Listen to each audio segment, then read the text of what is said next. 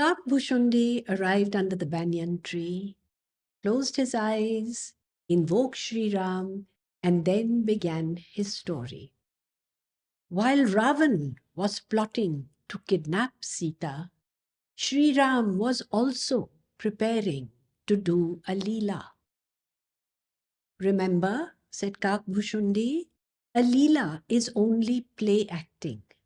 Just as an actor wears the garb suited to a particular role and then plays the part, Sri Ram too was going to play a very special role. He waited for Lakshman to go to the forest to gather berries and roots. And once Lakshman had gone, Sri Ram called Sita Devi. Addressing her as beloved Sita, he praised her for her virtue and chastity. He told her that he was now going to play the Leela of a man. He warned her that Ravan was going to come to kidnap her. And that is why he wanted her now to take her immaculate form and place it in the safekeeping of fire. And it was to remain there until all the Rakshasas were destroyed. Sita Devi did as she was told. She hid her pristine form in the fire and retained only a reflection of herself. Nobody could tell the difference, and nobody guessed what had happened. Even Lakshman had no idea. But didn't the fire burn her body? Asked a peppy partridge. Kakbhushundi smiled, and even Garuda looked a bit amused. Don't forget, said Kakbhushundi, that Sita Devi is Maya, and everything in this world is created by Maya.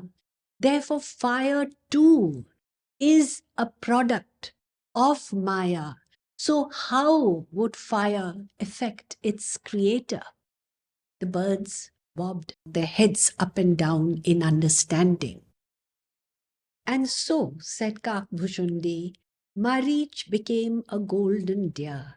He sparkled and glittered like gold and many precious stones. Sita saw him and was completely bewitched. She urged Ram to go after the deer and capture it for her. She thought it would make a wonderful little playmate. The other deer in the forest were very angry with this false deer because it would bring a bad name to all of them because of its deceit. And as we all know, deer are basically such harmless, sweet-natured creatures. Sri Ram went after the deer, and at a certain point he shot his arrow, and the deer fell down. As it fell to the ground, it shouted out, "Ha, Lakshman!" in a voice that was exactly like that of Sri Ram. But in his mind, Maricha's thoughts were completely centered on Sri Ram with utmost devotion. Before he breathed his last, Marich assumed his normal Rakshasa form. After all, what was there to hide from Bhagwan?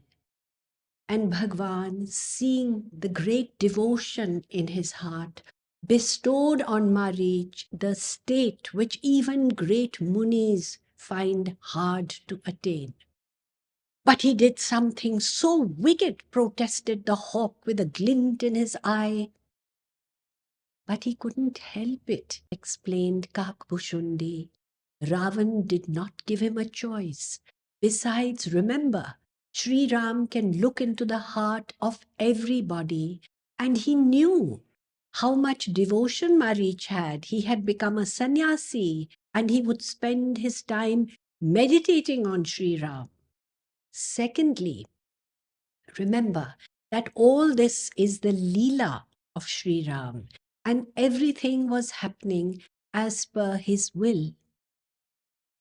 Now when Sita Devi heard that cry of Sri Ram, she urged Lakshman to go to the forest and see what had happened. Lakshman was not at all disturbed because he knew that Sri Ram was invincible, so he was not inclined to go. But Sita Devi was so insistent that finally Lakshman had no choice but to leave.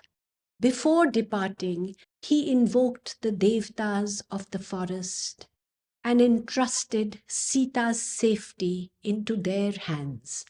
Then he drew a boundary line around her and her dwelling and departed for the forest. Now there are 2 points at Kakbhushundi that were very strange. First, the harsh words that Sita spoke to Lakshman, not only harsh but extremely hurtful words, and they were completely against her sweet, gentle nature.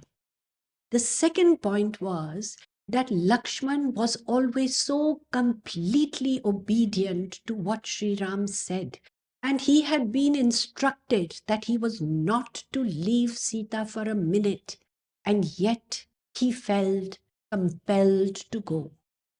Both these aberrations, said Kakbhushundi, was because this was the Leela of the Lord, and the Leela had to attain its objectives. Once Ravan saw that Sita was alone, he arrived furtively looking this way and that. He was full of fear. You see, said Kakbhushundi, when someone sets off on an evil mission, they cannot hold their heads high and walk calmly. They are so filled with fear that it shows clearly in their movements, in their expression, and in their breathing.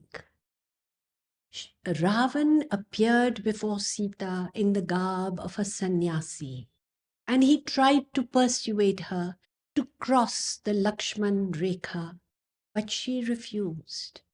Then Ravan got furious and assumed his usual Rakshasa form.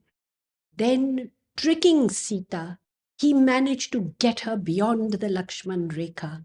And as soon as that happened, he picked her up, put her in his flying chariot, and took off.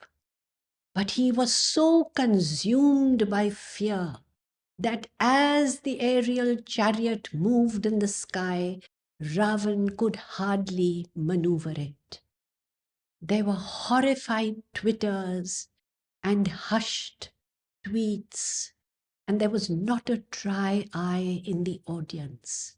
Even though they had heard this story many times, each time they came to this episode, everyone felt Sita Devi's pain. And on that sad note, the storytelling session came to an end. The birds bowed down, and with heavy hearts, they flew off to perch for the night.